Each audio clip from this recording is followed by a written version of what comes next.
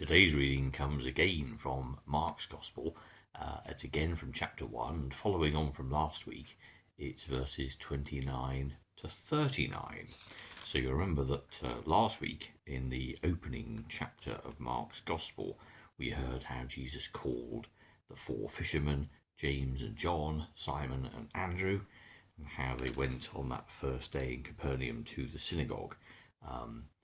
The people were amazed at his teaching, and Jesus cast out a demon who told the assembled ranks who Jesus was. You are God's holy messenger.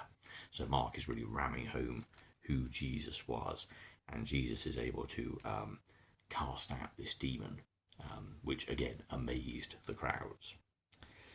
Jesus and his disciples, including James and John, left the synagogue and went straight to the home of Simon and Andrew. Simon's mother-in-law was sick in bed with a fever, and as soon as Jesus arrived, he was told about her. He went to her, took her by the hand, and helped her up. The fever left her, and she began to wait on them. After the sun had set and evening had come, people brought to Jesus all the sick and those who had demons. All the people of the town gathered in front of the house. Jesus healed many who were sick with all kinds of diseases and drove out many demons. He would not let the demons say anything because they knew who he was. Very early the next morning, long before daylight, Jesus got up and left the house. He went out of the town to a lonely place where he prayed. But Simon and his companions went out searching for him, and when they found him, they said, "Everyone's looking for you." But Jesus answered, "We must go on to the other villages around here. I have to preach in them also, because that is why I came." So he travelled all over Galilee, preaching in the synagogues and driving out demons. So we get another miracle.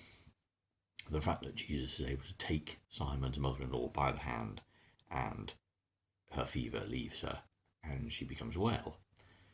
So it's another form of just in his presence, great things happening. And we hear how almost inevitably crowds and crowds of people then gather around Simon's house, wanting the same. Of course, why wouldn't you? Liberation from sickness or from mental distress, of course.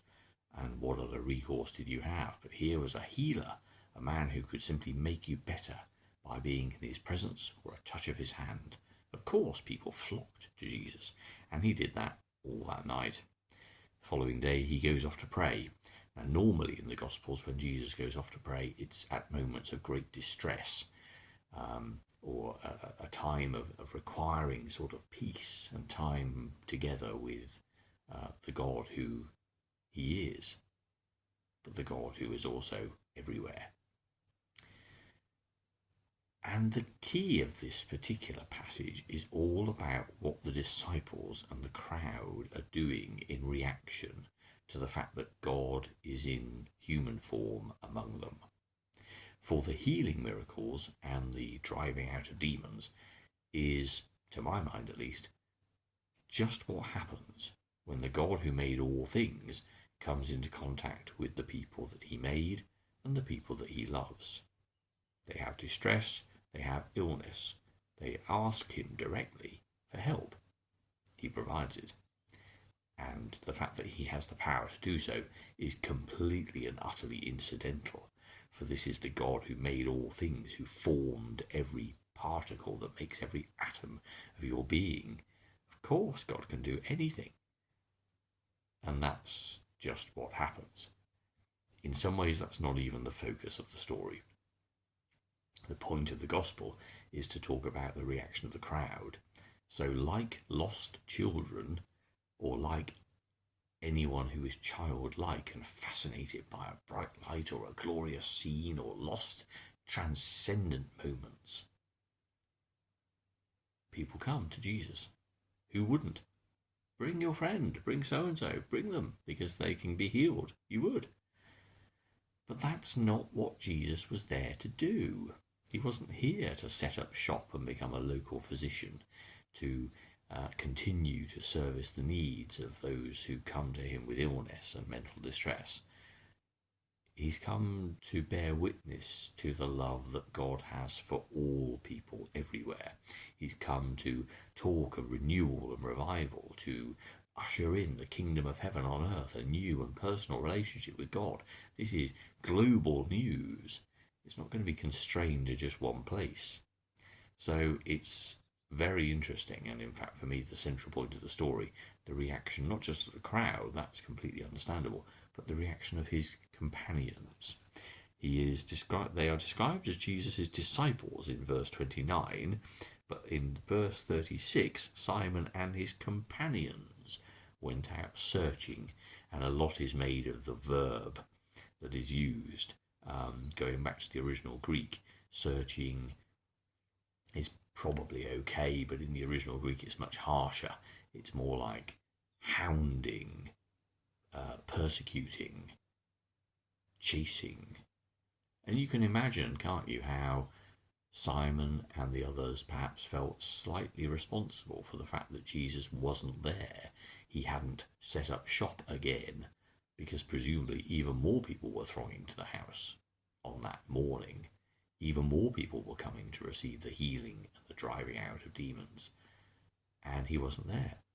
And so, of course, they thought, crikey, we need to go and get him, bring him back, continue to do this wonderful work. But that wonderful work is not the point. And so it is with us, that when we confront God in our lives, when we understand God's love in our hearts, there is always a constant danger that we forge that in our own image, that we make it fit our lives, that we align it to our priorities and our needs, even if those needs may be altruistic, even if we are thinking that we are thinking of others and the greater good. But it is our intent which is always wrong. God is God. And whilst the God that we know is personally involved with us, loves us dearly as unique and special individuals, God is still God, and we don't control God. God comes to us through God's grace with universal love and acceptance, peace, joy and strength, and transforms our lives. And that ought to be the end of it. Our response is thankfulness and praise, a life offered back in service and in love for others. That's our calling.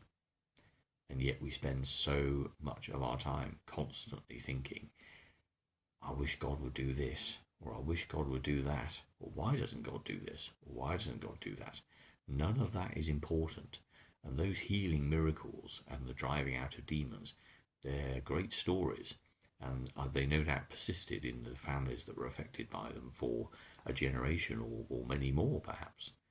But we don't remember Jesus for his healing and his miracles so much as we remember what God did for us in coming and dying and rising again. For then the Spirit was set free, and people like you and me, many centuries later, can experience the reality of God in our lives. That's what is transcendent. That is what is pure and true and real. And we don't have a relationship with the people who were healed and cured at those times. Those were historic events. For you and I, it's a living relationship, not a historical matter, or something we revere in the past. It's a living relationship. And it is a shame that for all of us, we spend so much time trading in that living relationship for something else, to try and make it conform to our way of thinking, to seek our own objectives. Again, however worthy they may be. Our calling is to understand what God has done for us and to relax into it, to be at peace with what it is, which is grace and peace, glory, joy, strength, wonder. That's our calling, to live that life. And I think that's the constant strain, isn't it, as we move around the world and we see people and come across different situations and our heartstrings are pulled in different directions. Always there is a need to remember that God is God. That is why I came, he said, to go to other places and to be where people need me to be. And the same is true for us.